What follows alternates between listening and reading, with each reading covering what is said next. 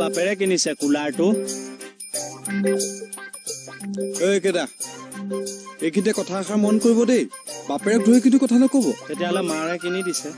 আপুনি বাপেক মাক ধৰি কথা কৈ আছে যে নিজৰ বুলি। 1000বাৰ কম ছাৰৰ ৰুমৰ কুলাৰটো তই কি সাহসত তোৰ ওচৰত লগাই ললি? অৰ্ডাৰ আছে, ছাৰে দিছে। চৰি হ'ব দে। কেইটা আগত নৰব না কেকেটা। এয়া কি ধেমালি হা?